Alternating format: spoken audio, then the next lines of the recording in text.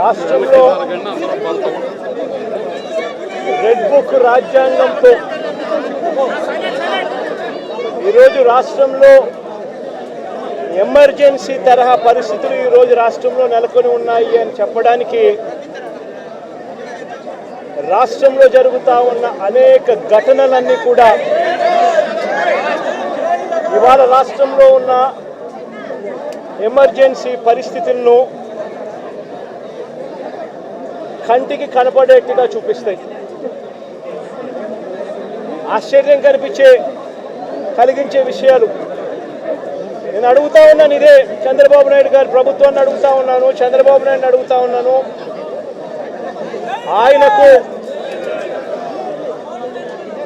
ఆయన అడుగులకు మడుగులెత్తే పోలీసు అధికారులను అడుగుతా ఉన్నాను. ఎందుకయ్యా ఈ ఆంక్షలు పెట్టారు అని అడుగుతా ఉన్నాను. ఎందుకయ్యా ఒక రాజకీయ నాయకుడు తమ పార్టీకి సంబంధించిన వాళ్ళను కలవడం ఏమైనా నేరమా అని అడుగుతా ఉన్నాను. అలా కలవడానికి వస్తే అదేమైనా తప్ప అని అడుగుతా ఉన్నాను. ఎందుకు ఆంక్షలు పెడతా ఉన్నారు అని అడుగుతా ఉన్నాను. నా కార్యక్రమానికి నన్ను అభిమానించే వాళ్ళు ఎవరైనా కూడా వస్తే తప్పేమిటి అని అడుగుతా ఉన్నాను. వాళ్ళని రానివ్వకుండా ఏకంగా రోడ్లన్నీ తవ్వారు. సందులు బొందులు ఎక్కడి నుంచి అయితే బండ్లు వస్తాయని అనుకుంటున్నారో, 2 వీలర్స్ వస్తాయని అనుకుంటున్నారో రాకుండా చేసేందుకు ఏకంగా రోడ్లను తవ్విన అద్భుతమైన పరిస్థితి బహుశా ప్రపంచ చరిత్రలో ఏ రాజకీయ పార్టీకి ఉండదేమో, ఒక చంద్రబాబు నాయుడు గారి పార్టీకి తప్ప. నిజంగా ఒక ప్రతిపక్ష నాయకుడిని చూసి చంద్రబాబు నాయుడు ఇంతగా భయపడతా ఉన్నాడంటే నిజంగా చంద్రబాబు నాయుడు గారు ఎక్కడైనా బావి చూసుకొని దుంకాలి. ఒక ప్రతిపక్ష నాయకుడిని చూసి, ఒక ప్రతిపక్షాన్ని చూసి ఇంతగా భయపడి ఆయన వస్తున్నాడేమో, ఆయన వస్తూ ఉంటే అభిమానులను ఆపేదాని కోసం అని చెప్పి, ఆయన వస్తూ ఉంటే ప్రజలను ఆపేందుకోసమని రోడ్లను కూడా తవ్విన చరిత్ర ఒక చంద్రబాబు నాయుడు గారికి మాత్రమే దక్కుతుంది. ఈరోజు దాదాపుగా 2000 పైసలకు పోలీసులు, 2000 పైసలకు పోలీసులు, లెక్కలేనంత మంది డిఎస్పీలు, డిఐజీ ఇక్కడే తిష్టేసినాడట. నాకు ఆశ్చర్యం అనిపించింది. అసలు వీళ్ళంతా కూడా నా సెక్యూరిటీ కోసం కాదు, వీళ్ళంతా జగన్ వస్తూ ఉన్నాడు అని అంటే జగన్ను చూడడానికి అభిమానులు ఎవరైనా వస్తారేమో, ఆ అభిమానులను ఆపడం కోసం ఇంతమందిని ఉపయోగిస్తూ ఉన్నారు. అంటే ఎంత వ్యతిరేకత చంద్రబాబు నాయుడు గారి ప్రభుత్వం మీద ఉంది అని చెప్పడానికి, ఎంతగా చంద్రబాబు నాయుడు గారు తన పాలన చూసి తానే భయపడతా ఉన్నాడు అని చెప్పడానికి ఇంతకన్నా ఇంకా వేరే నిదర్శనాలు కూడా అవసరం లేదు. ఎవరైనా ఎక్కడైనా పాలన చేస్తే బ్రహ్మాండమైన పాలన అందించి ప్రజల మన్ననలు పొంది ఆ మన్ననలతో ఆశీస్సులతో వచ్చే పాలన చూసి సంతోషపడాలి. కానీ ఇక్కడ అడుగు పెట్టినప్పటి నుంచి, పాలన మొదలైనప్పటి నుంచి సూపర్ 6లు, సూపర్ 7లు అని అంటూ ప్రజలంతా వెన్నుపోటు పొడిచాడు. పాలనంతా అబద్ధాలు, మోసాలతో కూడిన పాలన చేశాడు. వ్యవస్థలన్నీ పూర్తిగా నీరుగారిపోయిన పరిస్థితులు కనిపిస్తూ ఉన్నాయి. స్కూళ్ళు నాశనమైపోయాయి. విద్యా దీవెన, వసతి దీవెన అందక 6 క్వార్టర్స్, 6 త్రైమాసికాలు ఫీజులు అందక, విద్యా దీవెన, వసతి దీవెన అందక పిల్లలు చదువులు మానేస్తూ ఉన్న పరిస్థితులు, నాడు నేడు ఆగిపోయిన పరిస్థితులు, గోరుముద్ద అన్నది రోజుకొక మెనూతో పిల్లలకు ఆహ్లాదకరమైన తిండి అప్పట్లో వస్తూ ఉంటే ఈరోజు స్కూళ్ళల్లో తిండి తినాలంటే భయపడే పరిస్థితులకి పిల్లలు వెళ్ళిపోయిన పరిస్థితులు, నాడు నేడు పనులు ఆగిపోయిన పరిస్థితులు, ఇంగ్లీష్ మీడియం గాలి కొదిలేసిన పరిస్థితులు, టోఫుల్ అనేది 3వ తరగతి నుంచి ఒక పీరియడ్ దాకా తీసుకొచ్చిన చరిత్ర గత పాలనలో మాకుంటే, ఇంగ్లీష్ మీడియంను టోఫుల్ పీరియడ్లను ఎత్తేసిన చరిత్ర చంద్రబాబుకు ఉంది. ఆరోగ్యశ్రీ సేవలు గత 14 నెలలుగా చంద్రబాబు నాయుడు ముఖ్యమంత్రి అయిన తర్వాత నెలకు 300 కోట్ల రూపాయలు ఖర్చు అయ్యే ఆరోగ్యశ్రీని దాదాపుగా 4,000 కోట్ల రూపాయలు బకాయిలు పెట్టాడు ఈ పెద్ద మనిషి. ఆరోగ్య ఆసరా గాలికెళ్ళిపోయిన పరిస్థితి. మా ప్రభుత్వ హయాంలో 25 లక్షల దాకా ఉచితంగా వైద్యం తీసుకునే పేదవాడు గర్వంగా ఏ పేదవాడైనా హాస్పిటల్కు కార్పొరేట్ హాస్పిటల్కి వెళ్ళి తలెత్తుకుని వైద్యం చేయించుకునే ఆ పేదవాడు వైద్యం అందక నెట్వర్క్ హాస్పిటల్స్ ఈరోజు బోర్డు తిప్పేసిన పరిస్థితుల మధ్య ఈరోజు పేదవాడి ఆరోగ్యం నడుస్తూ ఉంది. ఈరోజు రైతులకు ఏ పంటకు కూడా గిట్టుబాటు ధర రాని పరిస్థితి. చంద్రబాబు నాయుడు గారి పుణ్యాన ఉచిత పంటల బీమా గాలికి వదిలేసిన పరిస్థితి. చంద్రబాబు నాయుడు గారి పుణ్యాన రైతులకు అందుతా ఉన్న రైతు భరోసా అన్న పథకం చంద్రబాబు నాయుడు గారి దగ్గరుండి కూనీ చేసిన పరిస్థితి. రైతు వ్యవసాయం చేసుకోవడం చంద్రబాబు నాయుడు గారి పాలనలో రైతులు ఆత్మహత్య శరణ్యమన్న పరిస్థితిలోకి ఈరోజు వ్యవసాయం దిగజారింది. రాష్ట్రంలో ఈరోజు లా అండ్ ఆర్డర్ పూర్తిగా పోయిన పరిస్థితి. రెడ్ బుక్ రాజ్యాంగం ఈరోజు రాజ్యాంగం వెళ్తా ఉన్న పరిస్థితి. సూపర్ 6లు సూపర్ 7లు మోసాలే అయి ఇంతకుముందు జగన్ ఉన్నప్పుడు ఇస్తా ఉన్న ప్రతి పథకము రద్దయిపోయి ఈరోజు ప్రజల బతుకులు పేదవాడి బతుకులు ఈరోజు అల్లాడుతూ ఉన్న పరిస్థితులు ఈరోజు రాష్ట్రంలో కనిపిస్తూ ఉన్నాయి. ఇలాంటి పరిస్థితుల్లో చంద్రబాబు నాయుడు గారు ప్రజలకు సమాధానం చెప్పుకోలేక ప్రజలు ఎక్కడ గొంతు విప్పుతారేమో అని చెప్పి ఆ గొంతును నొక్కడానికి చంద్రబాబు చేస్తూ ఉన్న ప్రయత్నమే ఈ రెడ్ బుక్ రాజ్యాంగం. నిజంగా ఈరోజు ఒకసారి గమనించినట్లయితే ఇదే ప్రసన్న నా పక్కన ఉన్నాడు. నెల్లూరులో జరిగిన ఈ 2 ఉదంతాలు చెప్తా ఎంతగా దిగజారిపోయాడు చంద్రబాబు నాయుడు అని చెప్పడానికి 2 ఉదంతాలు స్పష్టంగా కనిపిస్తాయి. నా పక్కన ప్రసన్న ఉన్నాడు. 6 సార్లు తాను ఎమ్మెల్యే. అలాంటి ప్రసన్నను చంద్రబాబు నాయుడు గారు గతంలో ఎప్పుడు జరగల ఇలాంటి పరిస్థితులు. రాష్ట్రంలో ప్రత్యర్థులు ఎవరైనా కూడా ప్రెస్ స్టేట్మెంట్లు ఇచ్చుకుంటూ ఉంటారు. అటువైపున ఉన్న పార్టీ వాళ్ళు ఇటువైపున వాళ్ళు ప్రెస్ స్టేట్మెంట్లలో స్టేట్మెంట్లు ఇస్తారు. ఇటువైపున వాళ్ళని కూడా ప్రెస్ స్టేట్మెంట్లలో ఇస్తారు స్టేట్మెంట్లు.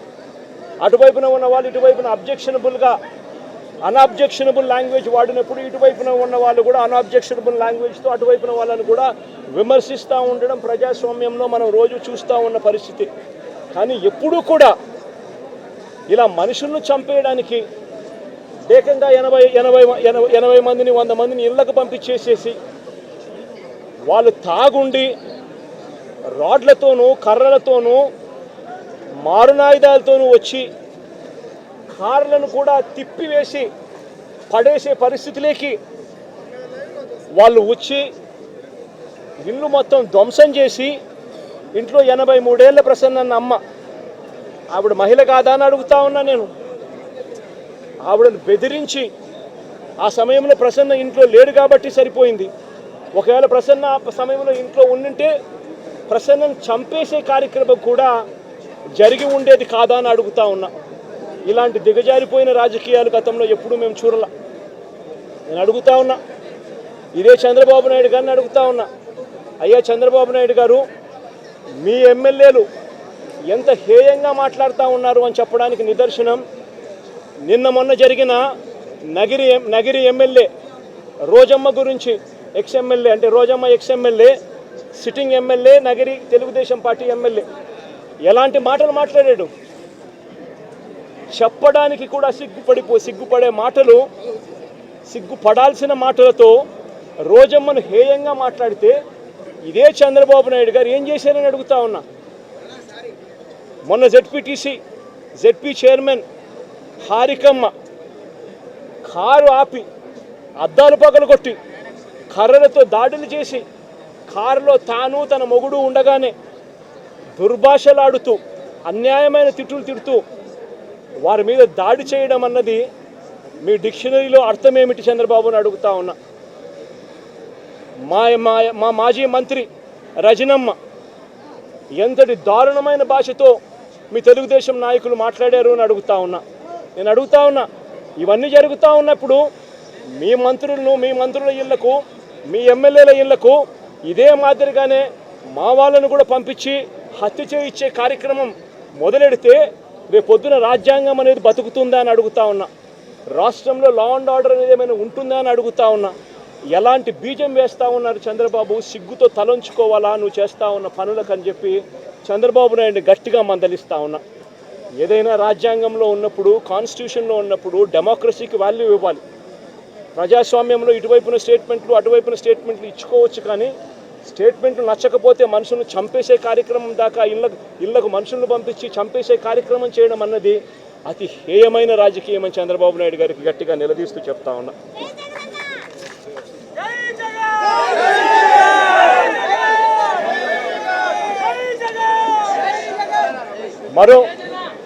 మరో ఉదాహరణ, నా పక్కనే ఉన్న గోవర్ధన్ అన్న కూతురు.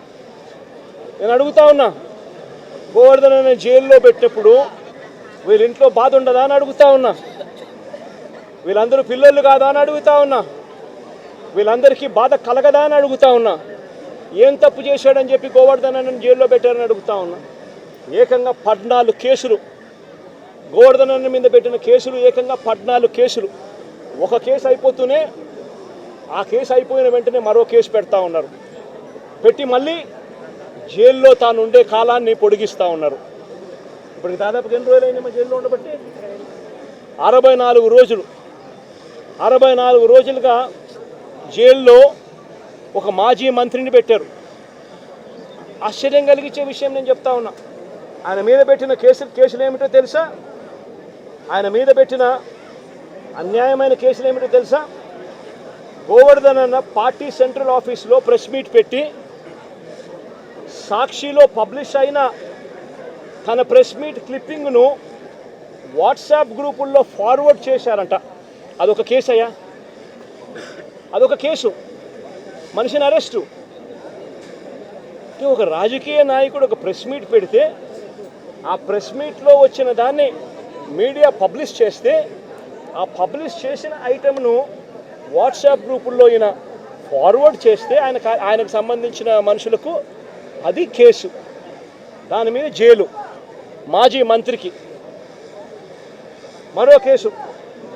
టీడీపీ నెల్లూరులో టీడీపీ ఎమ్మెల్యే సోమిరెడ్డికి వ్యతిరేకంగా ప్రెస్ మీట్ పెడితే దానికి సంబంధించిన వీడియోను కాకాని ఫార్వర్డ్ చేశారంటూ ఇంకో కేసు పెట్టారు. అడుగుతా ఉన్నా, ఒక రాజకీయ నాయకుడు ప్రెస్ మీట్ పెడితే ఆ ప్రెస్ మీట్ తాను పెట్టిన దాన్ని తాను మళ్ళీ ఫార్వర్డ్ చేస్తే దాని మీద మళ్ళీ కేసు. ఉచితంగా తెలుగుదేశం పార్టీ ఇసుకే అన్నారు. ఉచితంగా ఇసుక అన్నారు. ఎక్కడ ఉచితంగా ఇసుకిస్తున్నారని అడుగుతా ఉన్నా. వైఎస్ఆర్ కాంగ్రెస్ పార్టీ హయాంలో రాష్ట్ర ఖజానాకు సంవత్సరానికి 750 కోట్ల ఆదాయం వచ్చేది. ఈరోజు రాష్ట్ర ఖజానాకు ₹1 రావడం లేదు ఆదాయం. రేటు చూస్తే ఇసుక గత ప్రభుత్వంలో మా ప్రభుత్వ హయాంలో కన్నా డబల్ రేటుకి అమ్ముతూ ఉన్నారు ఇసుకను. గుచ్చెలు విడిగా దోచేస్తూ ఉన్నారు రాష్ట్రాన్ని. అలాంటి సందర్భంలో ఇసుక ఉచితంగా దొరకడం లేదని, మీరు చెప్పింది ఇసుక ఉచితంగా ఇస్తామని చెప్పారు, ఆ ఇసుక ఉచితంగా దొరకడం లేదని భవన నిర్మాణ కార్మికులు నిరసన తెలిపితే ఆ గతంలో పోలిస్తే రేటు డబల్ అయ్యింది అని చెప్పి వాళ్ళంతా కూడా నిరసన తెలుపుతూ ఉంటే దానికి గోవర్ధన్ అన్న సంఘీభావం తెలిపాడు అని చెప్పి ఆ తెలిపిన దానికి మరో కేసు. ప్రజాస్వామ్యం ఎలా ఉందో చూడమని చెప్పి నేను అడుగుతా ఉన్నా. మీ ద్వారా రాష్ట్ర ప్రజలందరికీ కూడా విజ్ఞప్తి చేస్తూ ఉన్నా. ప్రజాస్వామ్యం ఎంత దారుణంగా ఉంది అని చెప్పడానికి జరుగుతూ ఉన్న ఈ ఘటనలు ఎలా అద్దం పడతా ఉన్నాయో గమనించమని అడుగుతా ఉన్నా. మరో కేసు, వెంకటాచలం మాజీ జెడ్పీటీసీ శేషయ్యన్న మీద అక్రమంగా కేసు పెట్టి జైలుకు పంపితే దీన్ని నిరసిస్తూ గోవర్ధన్ అన్న మాట్లాడితే పోలీసులకు వ్యతిరేకంగా మాట్లాడారు అని చెప్పి దాని మీద కేసు పెట్టారు. నేను అడుగుతా ఉన్నా, నువ్వు ఏకంగా ఒక జెడ్పీటీసీని తీసుకొని పోయి అక్రమ కేసు నువ్వు పెడితే, నువ్వు అక్రమ కేసు పెట్టినావు అని చెప్పి ఆధారాలతో మాట్లాడిన ఆ వ్యక్తి మీద పోలీసులకు వ్యతిరేకంగా మాట్లాడారని చెప్పి కేసులు పెట్టడం ఎంతటి దారుణమో ఆలోచన చేయమని చెప్పి నేను కోరుతా ఉన్నా. కావలి నియోజకవర్గం ఇంకొక కేసు. కావలి నియోజకవర్గంలో కొల్లదిన్నలో మా పార్టీ కార్యకర్తలపై తెలుగుదేశం పార్టీ వాళ్ళు దాడులు చేస్తే బాధితులను పరామర్శించి పోలీసులు పక్షపాత వైఖరిని తాను ఎండగడితే దాని మీద కూడా మళ్ళీ కేసు పెట్టారు. అంటే ఒక రాజకీయ పార్టీకి సంబంధించిన తన మనుషుల మీద అన్యాయంగా తెలుగుదేశం పార్టీ వాళ్ళు దాడులు చేసినా, బాధితులను వీళ్ళు పరామర్శించిన, మా వాళ్ళు పోలీసుల పక్షపాత వైఖరిని వీళ్ళు ఎత్తి చూపించిన దాని మీద కూడా కేసు పెట్టే కార్యక్రమం జరుగుతూ ఉంది. ఇంకా ఆశ్చర్యకరమైన విషయం, ఇది నిజంగా నవ్వాలనో ఏడవాలనో కూడా అర్థం కాని దారుణమైన కేసు. 2024 ఎన్నికల సందర్భంగా అంటే ఎలక్షన్ కమిషన్ ఆధ్వర్యంలో నడుస్తూ ఉన్న పీరియడ్లో ఆ టైంలో లిక్కర్ పంచుతూ ఉన్నారని చెప్పి కేసు పెట్టినారు. లిక్కర్ పంచుతూ ఉన్నారని కేసు పెడితే తర్వాత మళ్ళీ చంద్రబాబు నాయుడు గారి ప్రభుత్వం వచ్చిన తర్వాత దాని మీద దర్యాప్తు కూడా పూర్తి చేసి ఛార్జ్ షీట్ కూడా వేసినారు కదా, అయిపోయింది కదా. మళ్ళా సంవత్సరం తర్వాత అదే ఛార్జ్ షీట్లోకి మళ్ళీ వెళ్ళి గోవర్ధన్ రెడ్డిని ఇప్పుడు ఇరికిస్తూ ఉన్నారు. ఏమయ్యా ఇది నాకు అర్థం కావడంలా. ప్రజాస్వామ్యంలో బతుకుతూ ఉన్నామా? ప్రజాస్వామ్యంలో బతకడం లేదా? ఇంతకన్నా దారుణమైనది ఏమైనా ఉంటుందా? అది కూడా తప్పుడు వాంగ్మూలాలు మళ్ళీ ఇప్పుడు సృష్టించి ఆ గ్రామంలో ఏదో లిక్కర్ పంచుతూ ఉంటే ఎవడో ఎందుకు పంచుతున్నారని అడిగినాడంట. ఈయన ఎందుకు పంచుతావా అని మీరు అడుగుతారా అని కొట్టమని చెప్పి ఈయన చెప్పినాడంట అని ఇప్పుడు కేసు పెడతారు.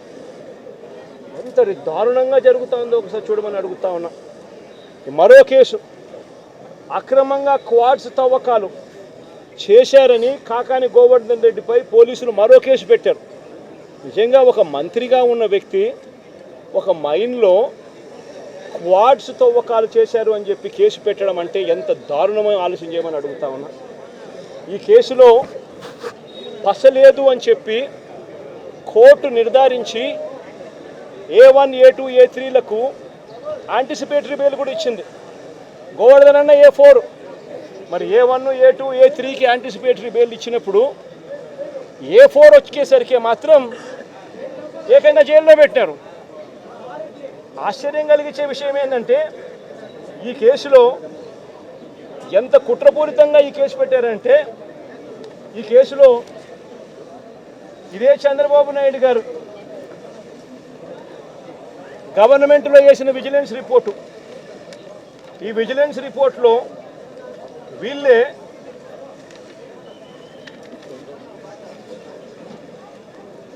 the village revenue officer Sri Siddam Pullaya also confirmed that no quarrying activities had been carried out for the past 4 years. ఈ లేచిన విజిలెన్స్ రిపోర్ట్లోనే ఇదే ఊరిలోనే తాటిపర్తి అనే విలేజ్లో ద విలేజ్ రెవెన్యూ ఆఫీసర్ సిద్ధం పుల్లయ్య అనే వ్యక్తి కన్ఫర్మ్ చేసినాడంట, no quarrying activities had been carried out for the past 4 years అని. నేను అడుగుతా ఉన్నా, ఏందయ్యా ఇది నాకు అర్థం కావడం లేదంట. ఈ కేసు సరిపోదు అని చెప్పి ఈ కేసులో పసలేదని ఏకంగా SC ST కేసు పెట్టారు. మళ్ళీ దీంట్లో మైనింగ్లో SC ST కేసు పెట్టారు.